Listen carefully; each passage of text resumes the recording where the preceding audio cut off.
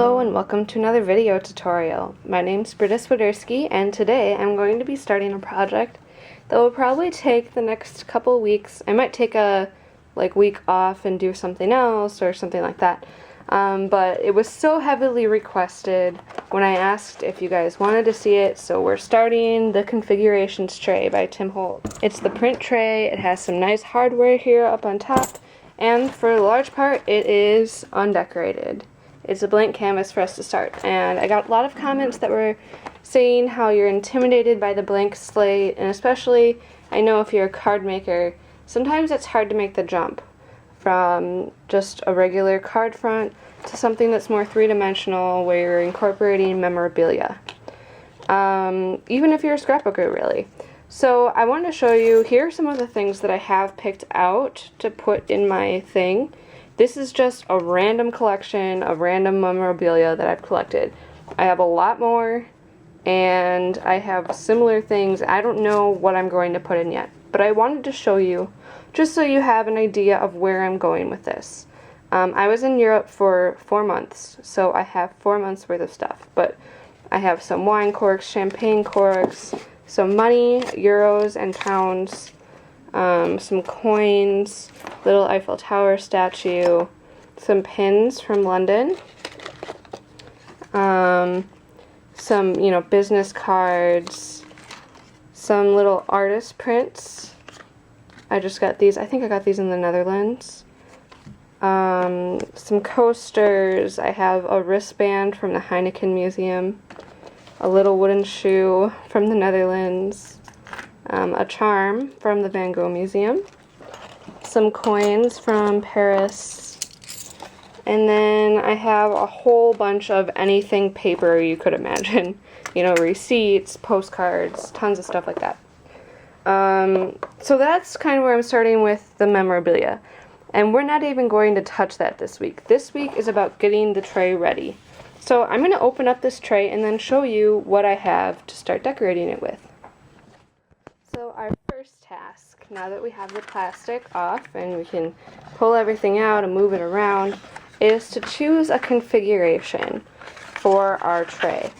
I think, well, at least the plan is right now, that I want to do kind of areas. So I'll have one area dedicated to Barcelona, one area dedicated to Paris, one area to the Netherlands, one area to Germany, and one to London. Did I say that already? No. And maybe some more Spain in here too, because I went to other places in Spain.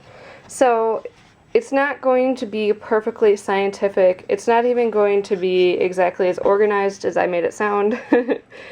But I want to come up with something that kind of suits what I'm going for here. So I have the back of the little thing, and I'm just going to choose whichever one I think will suit me the most.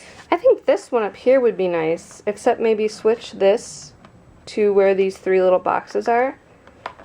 That would be kind of cool, and that way you have the 2 big boxes, horizontal, a lot of space to work with, and some vertical space too. So yeah, just choose a configuration for yours. Just choose one you like. It doesn't have to be perfect, and you're not committing quite yet, so you have time to change your mind. Just choose one, rearrange it, and see how you like it. So that's what I'm going to do. Just pull these out and rearrange them into this one, kind of. Okay, and there we have it. So I've rearranged this. I'm really liking how it looks, and it's really easy to move everything around. So don't be afraid to get out your little boxes and start playing around with it. They easily move, and they move into configurations really easily because they're standard sizes. That is that. Now that I have it set, I'm just going to commit. I'm going to say, okay, we're done. Moving on to the next step of this project. The next step is to get your base started so you can start adding elements in it. I'm going to line the backs with some pattern paper and then use washi tape or tissue tape to kind of pull everything together and get this so that it's staying in place and everything like that. So I'm going to use tapes all along these walls and over the gaps. so that it'll make it really look uniform and really pretty. So for my background paper, I have these by Studio Calico. This is called Abroad. Well, this is from their Abroad collection. It's called Continental, which is quite appropriate. I'm going to be using this side. It's this nice little grid. And Classic Calico, I have this pattern, and this is called Wag pattern, which will also be used for the backs. And then I also want to throw in some accents. I will be using this pattern paper pad from Studio Calico from their Abroad collection, just for some extra accents. So I think what I'm going to do is kind of go through and label these first. So this, I'm going to call this number 1. This is the grid pattern. This will be number 2, and this is the other neutral pattern. And I don't want to use up all of these now because I might want to use some in the foreground. And then 3 will be pattern. And it might be any of these really. But I want punches of color, something that'll bring my project together. And I'll decide this as I'm going along here. So I'm going to go through first and number these. And I want punches of color kind of distributed throughout to keep your eye interested and really keep your eye moving around the piece. So I'm going to number those first. So those will be the 3s. Okay, so I just have 4 3s in here. So these will be my accent boxes with probably, I'm thinking, this bright orange red paper, because that just seems like a color that'll easily go with my memorabilia. And I have the letter stickers from Studio Calico in that color. So I think that might really go well with my project. So I'm just going to go through and number my neutrals, trying just to spread them out evenly so that there's an equal amount of one neutral and the other neutral, just to give it a little bit of extra fun. So you can see now I have my numbers throughout my piece. This one I'm not quite sure what's going to go here, but that's okay. That's part of the process too.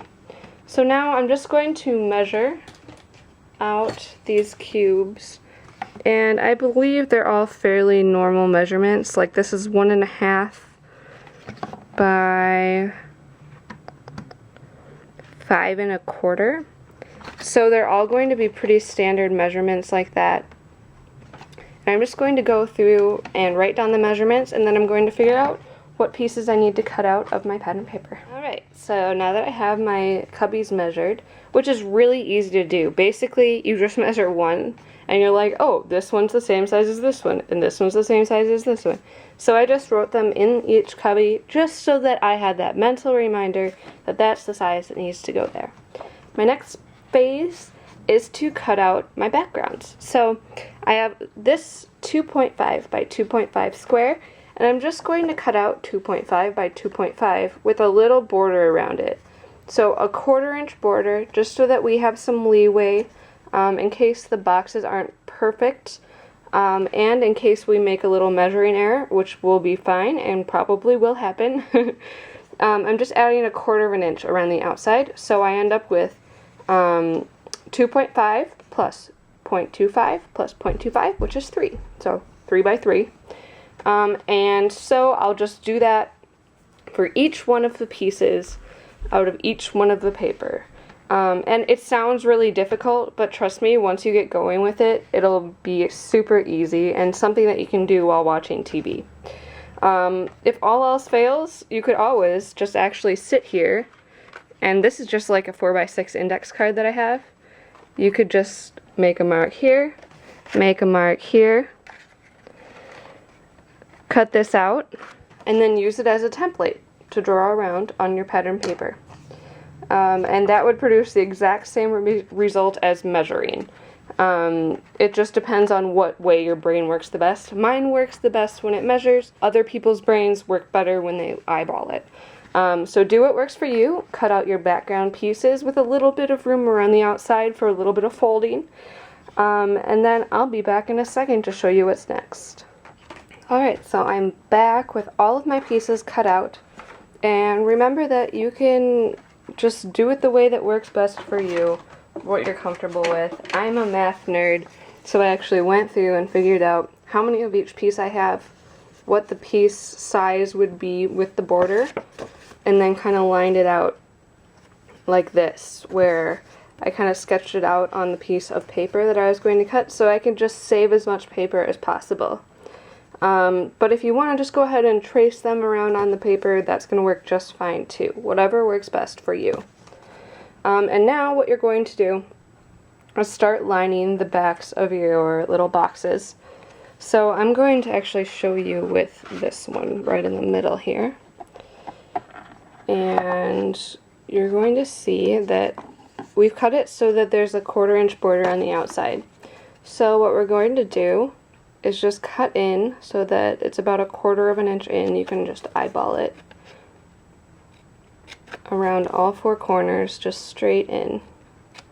And don't worry, we'll be trimming this up and it'll look fine once it's covered with some tape. And then I'm just going to go ahead and rough fold these edges in, because we don't know exactly where the fold is going to be, since the cubbies aren't all exactly to our measurements. So this is going to help account for that error and kind of make the box in your hand by folding 2 of the corners in so that they kind of match up like this, and fold this up and fold this around, and then it should just kind of plop down into your box.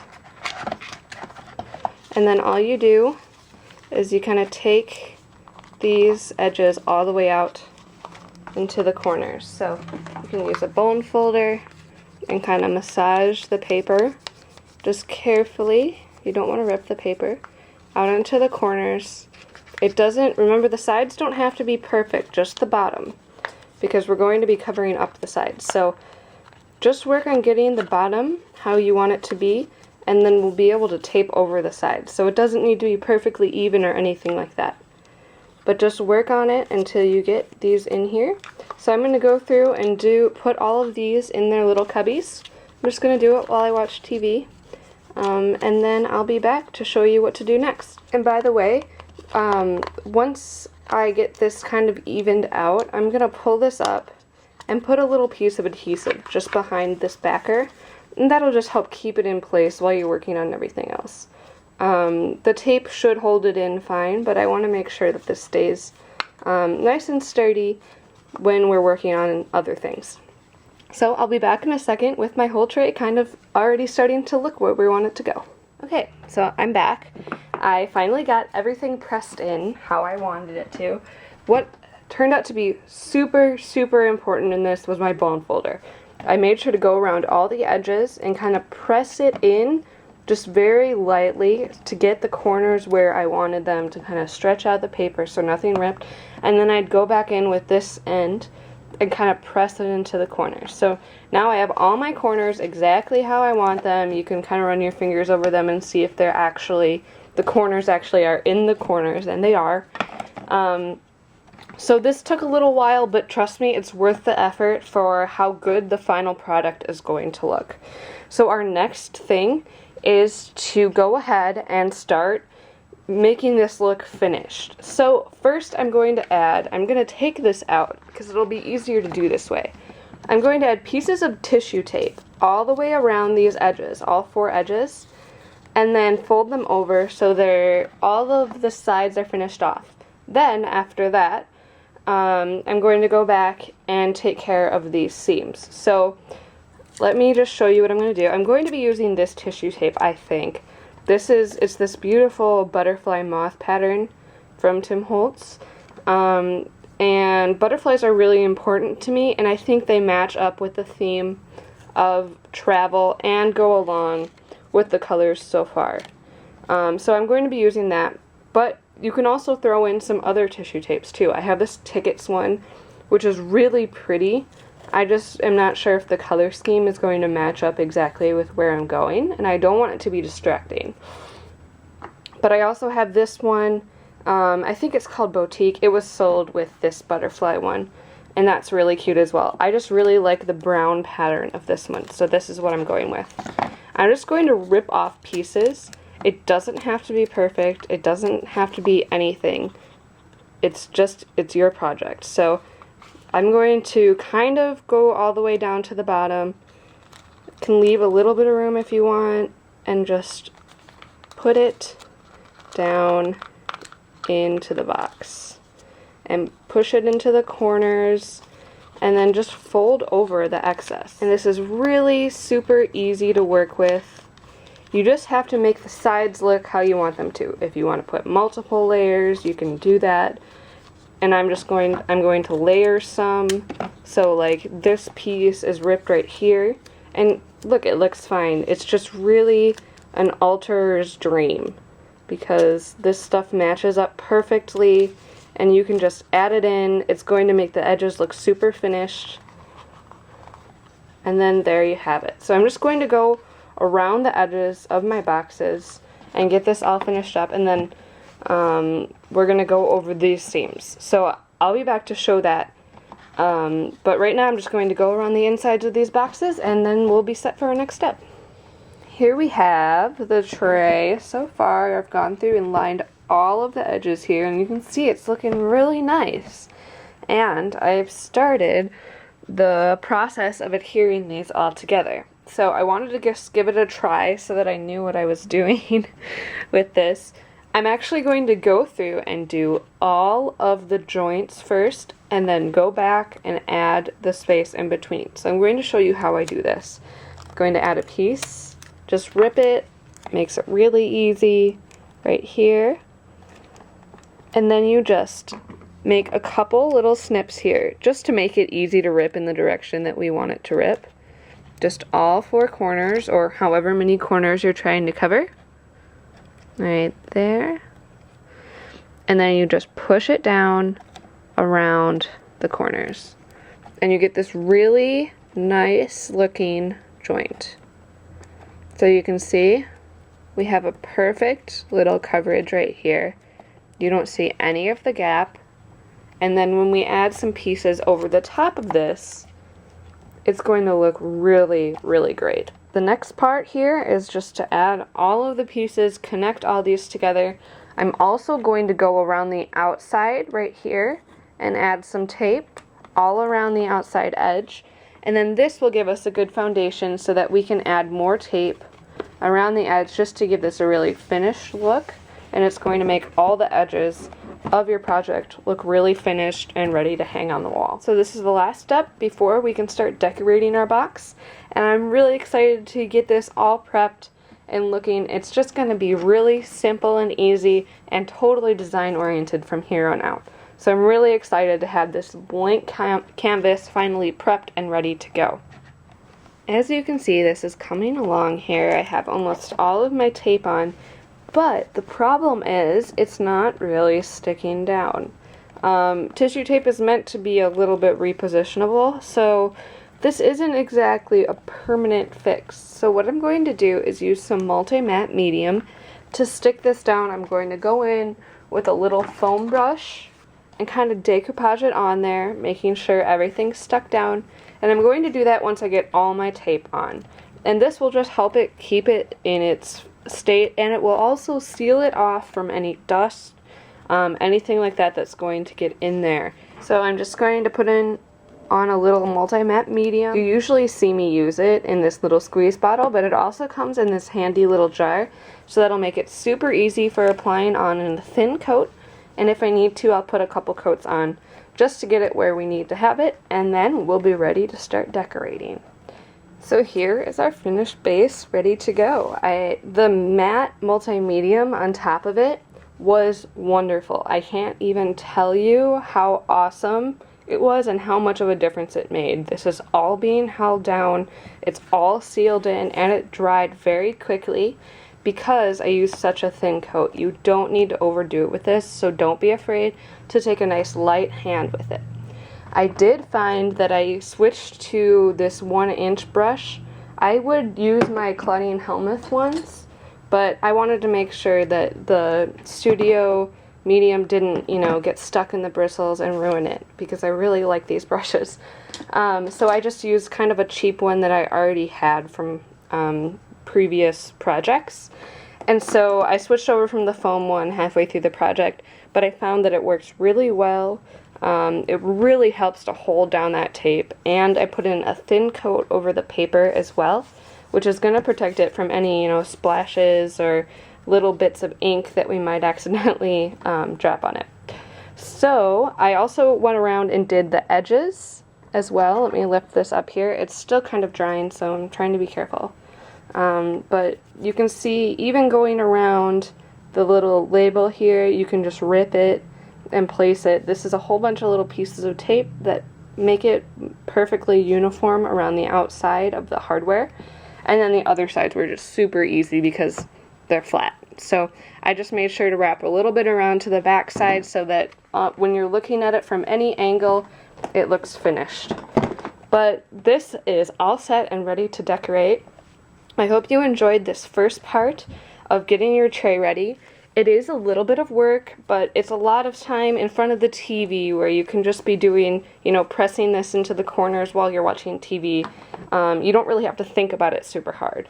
Another idea for getting your tray ready would be to just go ahead and paint it. You would just basically have to glue these boxes into place, and then you could paint it, or you could paint them first and then glue them into place. And then use whatever you want to cover the seams, or just leave them as is. It's really up to what you like and what your preferences are and how much time you have too. So I really like how this is getting started off. I hope you're liking the direction this is going, and I hope you're enjoying this project so far.